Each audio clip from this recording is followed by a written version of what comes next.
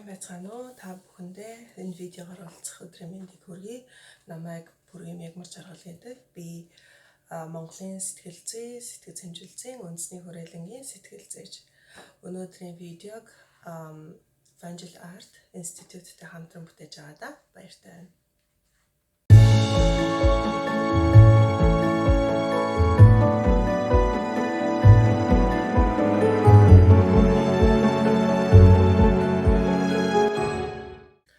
Энэ видеогоор дэлхий дээр жилд дунджаар 264 сая хүн өвддөг.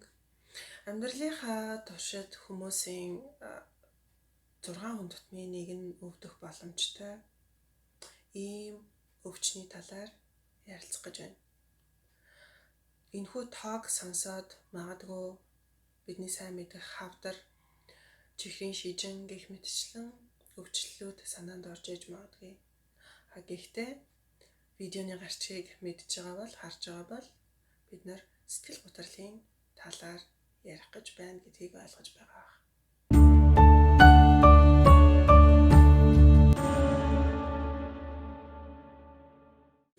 Бидний амьдралын туршид янз бүрийн бие физиологийн өвчлөл үүсдэг, эдгдэг, зарим тохиолдолд ужигирдаг, ужиг өвчтэй болдог. Яг тэрнтэй адилхан бидний сэтгэл зүйд ч гэсэн зарим нэгэн асуудал үүсдэг. Заримдаа явандаа өөрөө амьдралын тодорхой үйл явдлуудаас болоод өөрчлөгддөг, сайжирдаг. Зарим тохиолдолд эмчилгээ хэрэгтэй болдог. Мөн зарим тохиолдолд мөн ужигирдаг, насан туршдаа зарим нэг сэтгэл зүйн өвчлөлөөр өвдөх тохиолдол байдаг. Тэгэхээр сэтгэл готрол бол амьдралын явцад аль нэг үед нь үүсээд эдгэрээд өнгөрөх тохиолдол байдаг. Мөн илүү хүнд шатандаа ороод ирэх юм бол дахин сэтгэл готролд орох. Заримдаа магадгүй амьдралынхаа турш сэтгэл готролд үе орж ужиг чанартай үргэлжлэх тохиолдол байдаг.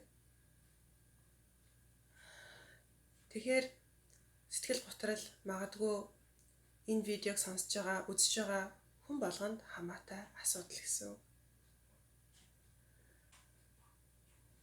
Бид нар биеийн өвчлөлөө тэр болгонд тоохгүй орхидоггүйтэй адил сэтгэл зүйн эрүүл мэндэд мөн анхаарах нь чухал байдаг. Сайхныг болтол янз бүрийн л өвчлөлийн талаар хүмүүсийн ойлголт нь баг багаар нэмэгцээр ирлээ. Сүүлийн үед харин хамгийн анхаарлыг татаж байгаа асуудлын нэг яхаарахгүй сэтгэл готрол болоод байгаа. Бид хэдийгээр биеийнхээ өвчлөлд анхаарал хандуулдаг боловч харамсалтай нь бид нар сэтгцийнхээ эрүүл мэндэд анхаарахгүй явсаар маш олон тохиолдолд хүндрүүлэх, сэтгцийн эмгэг түвшинд хүртлээр явах тохиолдол их байдаг. Тэгэхээр өнөөдөр энэ видеогоор сэтгцийн эмгэг готрол гэж юу вэ гэдэг талаар нэгдүгээрт ярилцсан. Магадгүй ямар шинж тэмдэг танд илэрч байгаа бол сэтгцийн эрүүл мэндийн мэрэгчлэлтэнд хандах вэ? Сэтгцийн эмчид хандах вэ гэдэг дээр мэдээлэл өгнө. Хоёрдугаарт түүнээс илүү чухал буюу сэтгэл готрол гэж юу нь яг юу хэлээд байгаа юм бэ? Бидний ямар ч сэтгцийн асуудал, сэтгцийн эмгэг гів гинэт үүсдэггүй. Магадгүй өнгөн дээрээ гів гинт үүсч байгаа юм шиг танд санагдавч маш олон жилийн турш ямар нэг хугацааны туршид баг багаар тохиолдол өсөөр байгаад бүр хүндэрсээр сэтгцийн эмгэг түвшинд очдог. Сэтгэл готрол бол энийг тайлбарлахад маш тохиромжтой сэтгцийн асуудлын нэг юм. Яагаад гэвэл сэтгэл готрол хөнгөнөөс хүнд хүртлээр олон түвшинд илэрч болдог.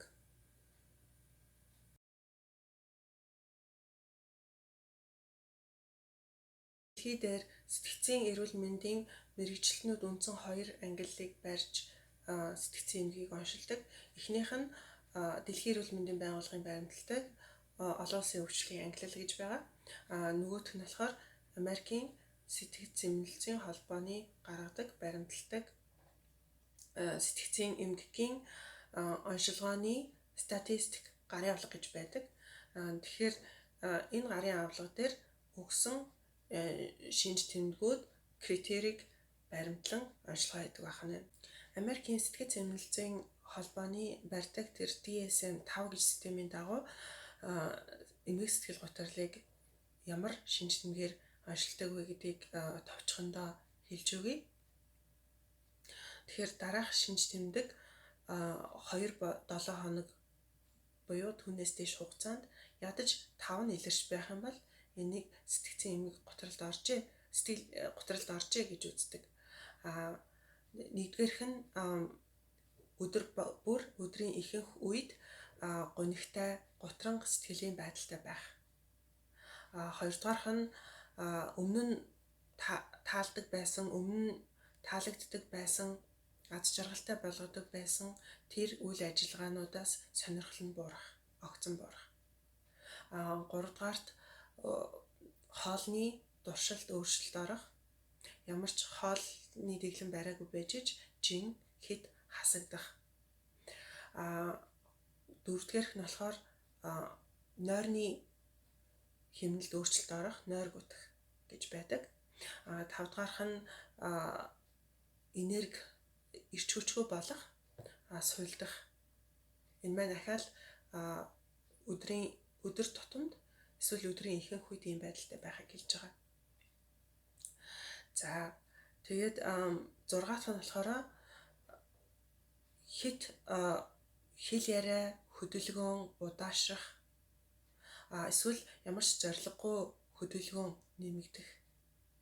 7-т нь ямар ч үн цэнгүй болсон мэдрэмжтэй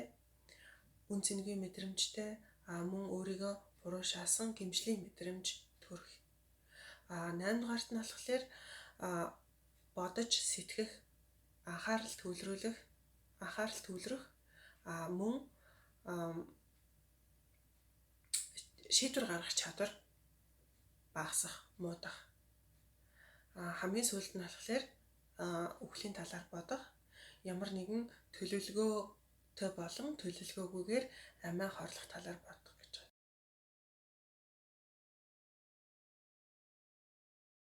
Эдгээр шинж тэмдэг иймэрхүү байдлаар илэрч байх юм бол та цаг алдалгүй сэтгцийн эрүүл мэндийн мэрэгчлэлтэнд хандаарай. Бас таны эргэн тойрны хэн нэгэн ойр дотны хэн нэгэнд энэ шинж тэмдгүүд иймэрхүү хугацаатайгаар илэрч байх юм бол түүнийг анзаарвал мөн сэтгэл зүйч эсвэл сэтгцийн эмчид хандахыг зөвлөөрэй. Тэгэхээр сэтгэл гутралыг клиник талаасаа буюу сэтгцийн эмгэг талаасаа бол ингэж авч үздэг.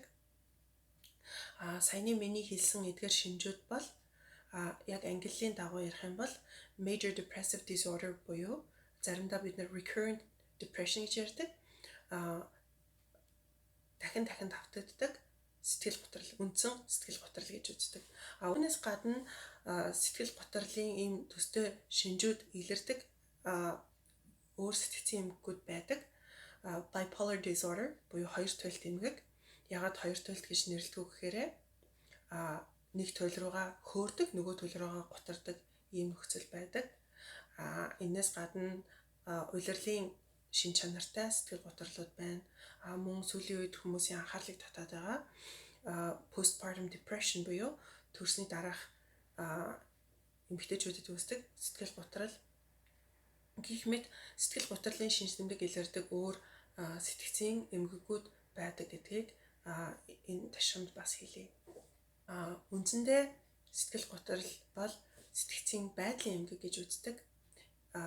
Байдал гэж юу ойлгох вэ гэхээр өдөр тутамд бид нар сэтгэлийн янз бүрийн хөдөлгөөнд орж идэг. Заримдаа баярлдаг, хөөрдөг, эерэг, бидний ойлгодгоор эерэг сэтгэл хөдлөл бий болдог. Заримдаа бас жаахан гутардаг, гуйдаг, сөрөг сэтгэл хөдлөлд ордог. Тийм ээ.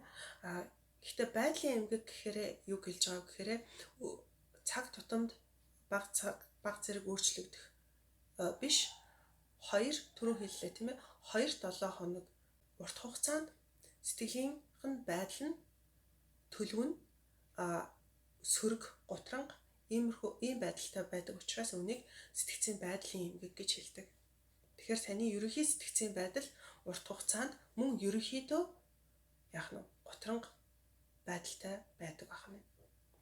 Яагаад сэтгэл гутралыг ийм чухал асуудал гэж авч үзэж байгааг гэхээр сэтгэл гутрал бол амиа хорлох дэлхийд даяар амиа хорлох үндсэн шалтгаан болдог гэж үздэг. Нөгөө тэгүр 20-аас 35 насны залуучуудын нас барах шалтгаануудын ихэнд бичигддэг ийм асуудал байдаг. Тийм учраас сэтгцийн эрүүл мэндэд анхаараарай. Мөн сэтгэл гутралын асуудлыг ойлгодог болох нь чухал шүү гэд энэ видеог хийж байгаа. Видеоны эхэнд бол ерөнхийдөө сэтгэл гутралыг яг эмгэг гэдэг талаас нь клиник асуудал гэдэг талаас нь авч тайлбарлаж байгаа гэдгийг ойлгоорой. Видеоны 2 дугаар хэсэгт болохоор сэтгэл гутралыг одоо илүү энгийн өдөр тутмынхаа амьдралын туршлага дээрээс яаж олж харж болох вэ? Яаж энийг тайлбарлах вэ? Мөн ямар одоо юу гэдгийг бидний үндсэн сэтгцийн эрүүл мэндийн мэргэжилтнүүдийн үндсэн баримталдаг ойлгодог байсан зарчмуудаас гадна сүүлийн үед бас ямархуу ойлголтууд гарч ирж байгаа вэ гэдэгтээ танилцъя.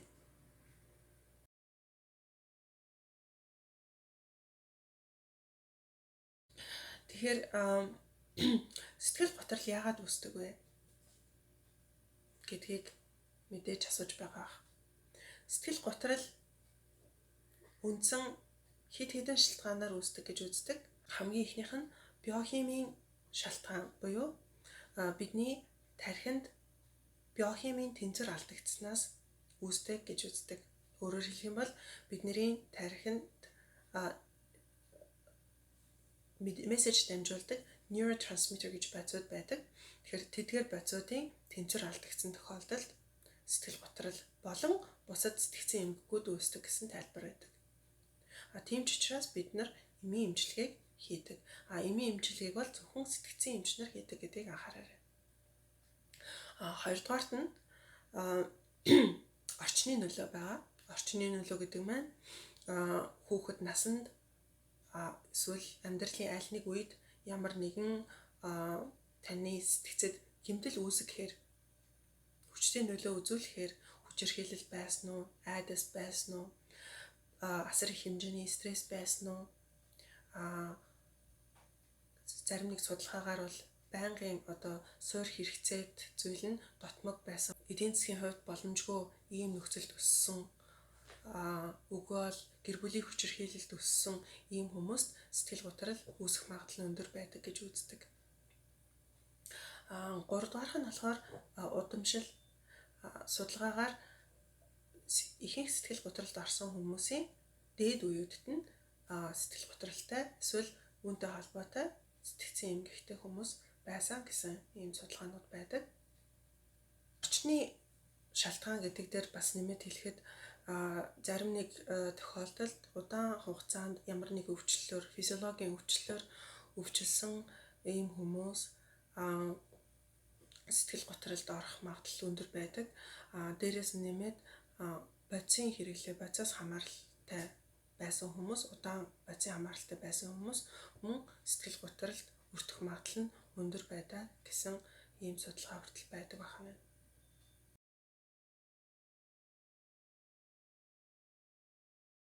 Сэтгэл гутралыг эмчилдэг хэд хэдэн уламжлалт аргууд байдаг.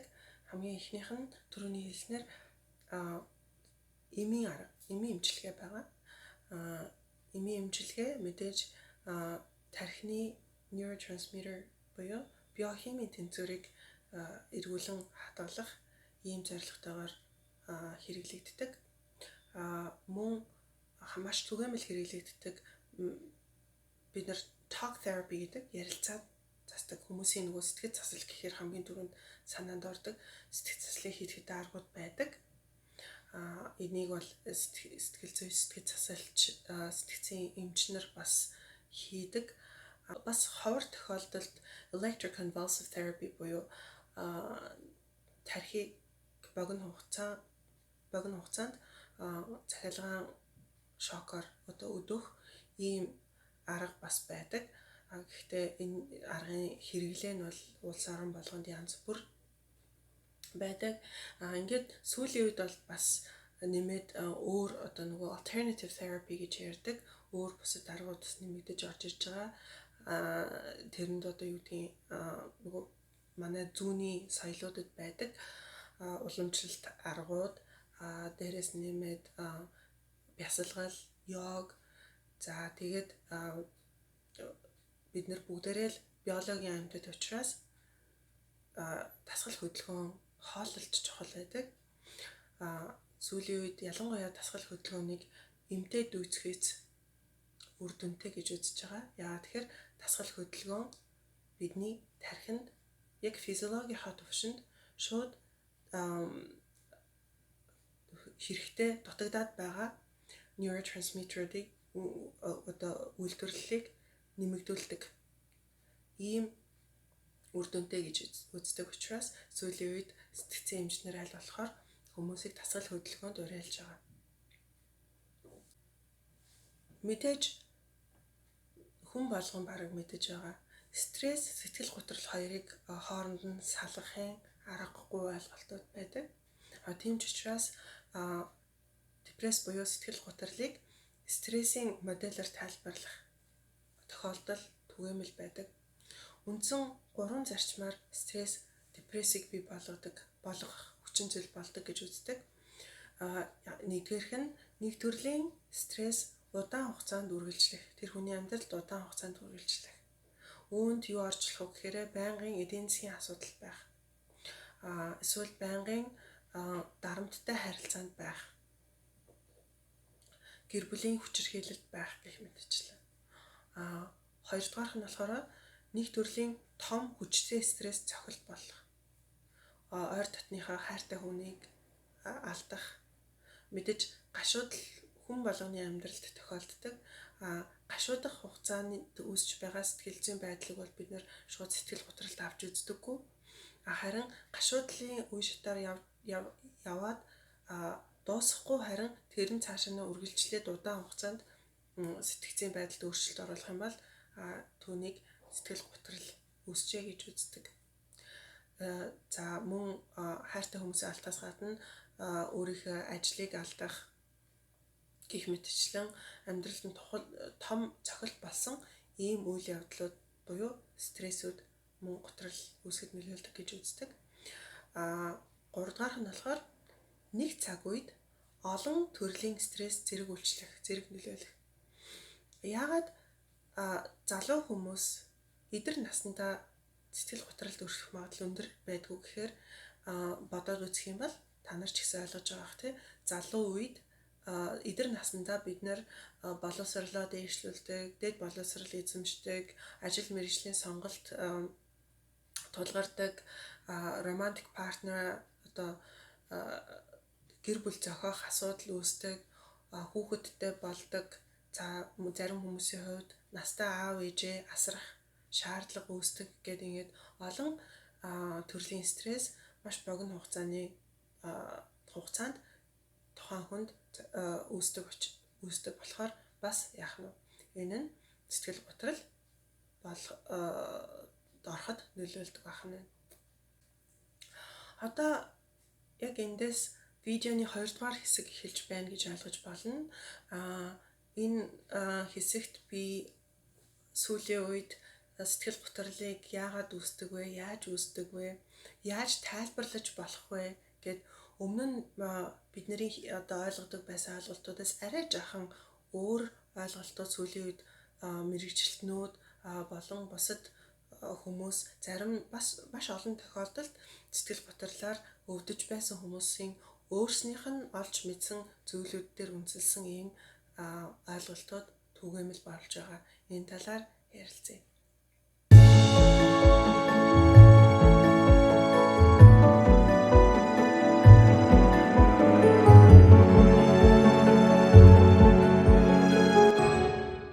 Сэтгэл готрол гэдэг бол видеоны саяны ихний хэсэгт ойлгосноор гів гинт үүсдэг зүйл биш. Хийсч ирээд наалтчихдаг зүйл биш. Ямар нэг байдлаар бага багаар сэтгэл зүйд сэтгцийн тэнцвэрт алдагдал үүсээд тэнцвэрт байдал алдагдаад амьдралынх нь ямар нэг нөхцөлд сэтгцийн байдал нь таагүй байгаад ямар нэг жижиг тохионууд ирсээр байдаг. Маш олон тохиолдолд миний туршлагаас харж байхад сэтгцийн эмгэг готролд орохоос өмнө тэр хүмүүсийн сэтгцэд өөрчлөлтүүд орсон байдаг. Жишээ нь нойр гүтэх. Олон жил нойр гүтсэн байдалтай явсан хэрнээ тэрийгэ сэтгцэн дохио өгөөд байна гэж ойлгохгүйгээр явсаар байгаад нэг л мэдэхэд нэг том стресс цохил болгоод сэтгэл готролд орсон байдаг. Үгүй бол ямар нэг зүйл хийх, ямар нэг төрлийн хүмүүстэй харилцахад л сэтгцийн байдал нь докторгүй болдог, таагүй болдог. Энийгээ бид нар тэр болгон анзаардаггүй.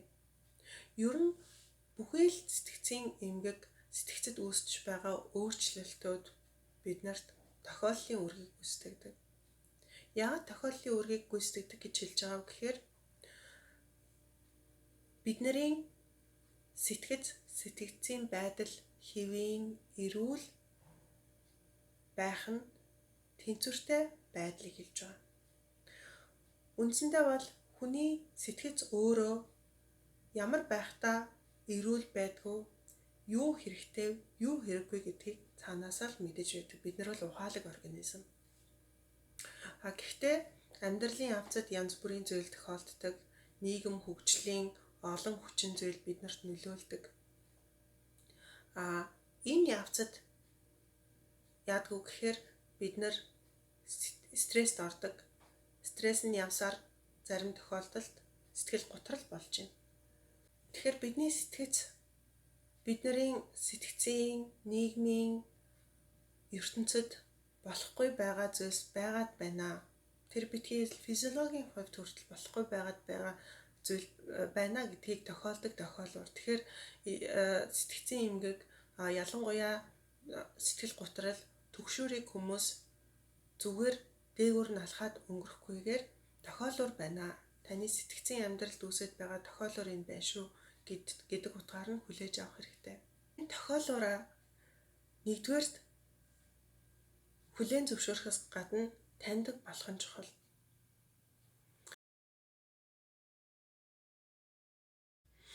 Жишээ нь яг одоогийн хийж байгаа та нарт хүрч байгаа бичлэг бол миний 3 дахь удаагийн бичлэг. Эхнийхээ бичлэгийг хийгээд надад таалагдаагүй болохоор би 2 дахь удаагаа бичсэн. 2 дахь удаагаа бичгтээ бичсэн материалаа асар их эдитинг хийгээд зөндөө их засвар оруулаад олон хоног ажилласан. Ингээд гүйцэтгэл 80% хүрсэн тэр үед миний файл онгохоо болцсон. Corrupted гэдэг ерөөсөө онгохгүйсэн. Яг тэр мөчөд яасан гэхээр би энэ видеог хамтарч хийнэ гэсэн хугацаанд хийж чадахгүй өшнөө хойшлуулчаад ингээд хамаг юм алдчихлаа. Би өөр нэг бүтлгүй амтан юм аа. Би ерөөсөө өмнөхөөсөө сурдаггүй сонин хүн шүү. Хитрхи ямиг төгс төгөлтөр хийх гэсээр байгаад дандаа асуудалд ордог. Гэх мэтчлэн нөгөө миний хуучин бодлын хэв маягууд нөгөө хүүхэд наснаас ахуулаад нөгөө нийгэмшээд те эцэг их сургууль бусад нийгмийн харилцаанаас олж авсан нөгөө өөрийгөө шүүмжлэх дуу хоолой маань чангарч эхэлж байгаа. Тэгэхээр бидний дотоод дуу хоолойнд юу үсэж байна гэдэгтээ анхаарах хэрэгтэй. Тэр өнөөдөр энэ удаа надад видеотой холбоотой ийм шүүмжлэлүүд өөрийгөө шүүмжилсэн бодлоод орж ирсэн ч гэсэн энэ ганцхан зөвхөн энэ ажилтай холбоотой биш.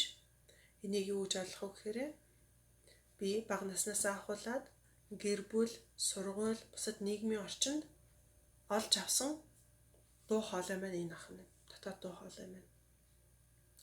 Тэгэхээр бид нар ялангуяа бага наснд өөрснийхөө орчинг хянах боломж бага байдаг. Ихэнх шийдвэрүүд хөндлөнгөөс гардаг. Ихэнх орчин хөндлөнгөөс бүрддэг. Тийм ч учраас ихэвчлэн ямар нэг биднэрт үүссэн асуудал, ямар нэг сэтгцийн асуудал ихэнх тохиолдолд бидний өөрийн буруу байдаггүй. Гэхдээ бид насанд хүрээд түүнийгээ эмчлэх, үүнийгээ илаашруулах, шийдвэрлэх нь харин бидний хариуцлага байдаг. Энэ бол хүн болгонд адилхан. Тийм учраас танд тэр өсөж явхад үүссэн ямар болохгүй дуу хоолой байна. Ямар дуу хоолой нь, ямар бодлууд нь таны ямар бодлын хэв маягууд, эсвэл ямар сонголтын хэв маягууд таныг асуудалд оруулаад байна. Юу таныг тавгуутуулаад аз жаргалгүй болгоод, юу гутранг болгоод байна. Энэндээ анхаарал хандуулж явах хэрэгтэй. Тэгэхээр энэ дотоод дуу хоолой бас яагаад чухал вэ? Яагаад би энэ өөрийнхөө туршлагын талаар ярьж байгаа вэ гэхээр яг л түрүүний тэр хэлсэн өөртөө хэлсэн тэр дуу хоолой дахин давтагдаад үргэлжлээд явсаар байгаад бид нарыг юм зунгаарлалтад салж болохооргүй юм шиг юм торшиг зүйлд оруулдаг, сэтгэлзийн торшиг зүйлд оруулдаг. Тэр торонд орсон тохиолдолд тэрнээс илүү гэрэлтийг харахад хэцүү болдог. Яагаад гэх юм бол энэ доошооноо орсон спиралийн бодлууд явсаар байгаад ямар ч үүнээс илүү харах итгэл найдваргүй, үүнээс илүү хүлээх итгэл найдваргүй болгодог. Сэтгэл готрлын хүн болгонд үүсдэг суур шинж бол ирээдүйдээ амьдралдаа итгэл найдваргүй болох гэж байдаг.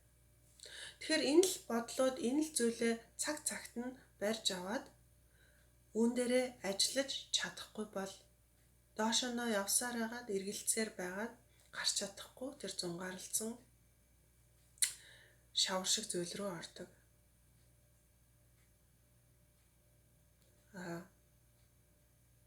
Тэгээд энэ өөрийгөө шүүмжилсэн сөрөг ярианууд, сөрөг бодлууд нь дахин давтагддаг, эргэлддэг, тасралтгүй эргэлтэнд ордог. Тэгэхээр ямархуу газраас эхлээд ямархуу нөхцөлд хүрэх боломжтой вэ гэдгийг харж байгаа. Статистик судалгаагаар бол жишээ нь эмэгтэйчүүд сэтгэл готролд өртөх магадлал нь эрэгтэйчүүдийнхээс өндөр байдаг.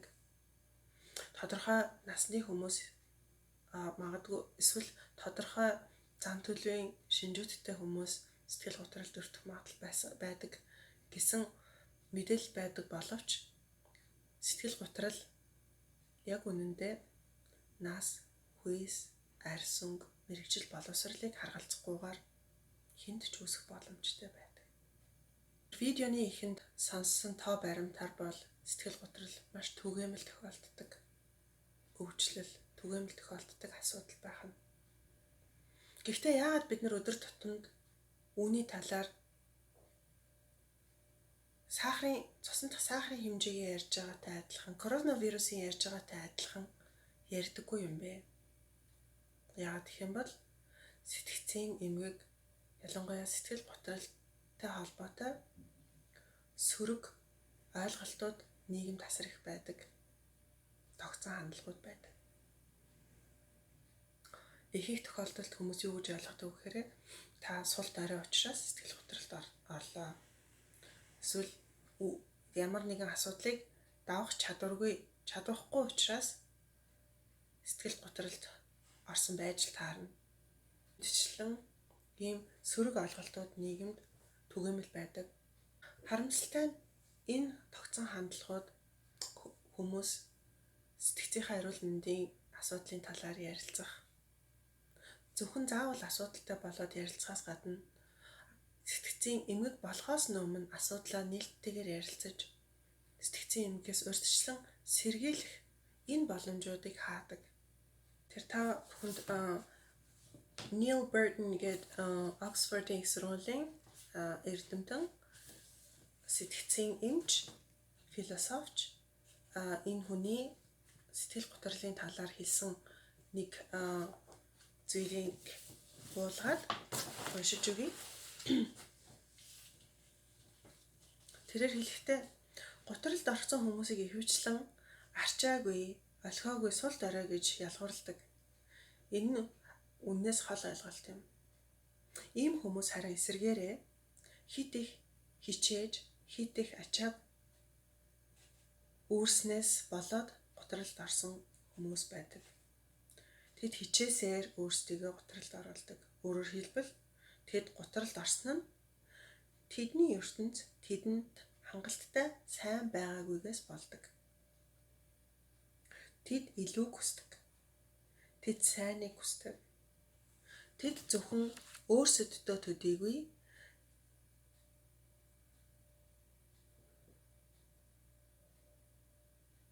эргэн тойрныхоо бүхий л хүмүүс илүү өөрийг, илүү дээрийг хүссэнтэй холбоотой юм. Хэрв тэд арчаагүй харагдаж байгаа бол тэд зүгээр л хүрэх өндөрлөгөө хит дээр тавьсан болохоор л тэр. Тэд бүгдийг нуун дараад бүх зүйл болж байгаа ертөнц сайхан байна гэд бусадтай адилхан дүр эсгэж болох л байсан. Харин бусдаас ялгаатай нь тэд ямар нэг юм буруу байна, болохгүй байна гэдгийг хүлээн зөвшөөрөх хүч тэнхээтэй хүмүүс юм. Тэд амбицтай, үнэнч, зоригтой. Тийм ч учраас тэд өвддөг. Тэгэхээр тэднийг эмчлэхээр зөвхөн эмээр бөмбөгдөх нь тэдэнд шудраг хандаж тосолж буй хэрэг биш юм.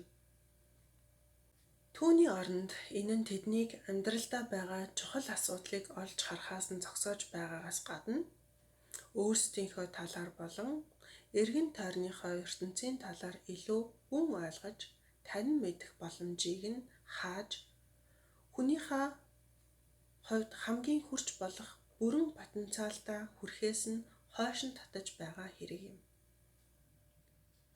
гэж хэлсэн байна. Энэ дээр хэдийгээр зөвхөн эмийн эмчилгээ хийх нь үр дүнгүй гэж хэлж байгаа боловч мэдээж энэ хүн эмийн эмчилгээний эсрэг хүн бол биш. Гол нь юу гэж хэлээд байгаа гэхээр хүмүүсээ сэтгэл готролд ороод байна гэдэг нь тодорхой тохиоллоор таны сэтгцийн термометр гэж байдаг бол тэр термометр чинь хэтэрхий халалт бий болсон байна. Эсвэл хэтэрхий хөрөлт бий болсон байна гэдэг тохиоллыг өгөөд байна шүү гэдгийг ойлгоорой гэсэн санаа байх гэж бодож байна. Маш олон тохиолдолд энэ тохиоллыг бид нар сонсохгүйгээр тохиоллыг үл харгалзан аль болохоор л амьдралдаа цаашаанаа бусдтай адилхан, бусдад таалагдах гэж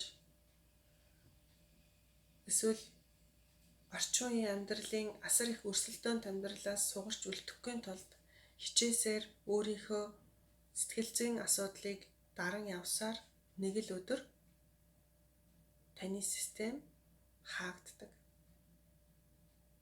Тэгэхээр энэ хүү систем хаагдана гэдэг ойлголтыг сэтгцийн эмгэг готролд орж байна гэдэгтэй төвсөлж харж болох юм. Хичнээн сэтгэл готрол гэж сэтгцийн байдлын талаар ярьж байгаа боловч сэтгэл готрлын хүн чатанд ороод ирэхээр бид нар өөрөө өөрийгөө арчлах, өдөр тутмын үйл ажиллагаагаа хийж чадхаа болох, ярих, хөдлөх чадваргүй болох хүртлээр хаагддаг. Видеоныхоо төгсгөлд хэлэхэд тохиоллоо сайн сонсоорой. Таны сэтгцийн байдалд юу үсэж байна гэдэгт анхаарлаа эрт хандуулж байгаарай. Үүний талаар нээлттэй ярилцах, өөрөө нээлттэй ярих, бусдыг нээлттэй яриулах сонсох ийм боломжийг бие биедээ нээж өгөөрэй. Тэгээд мэдээж сэтгэл готролд оржээ.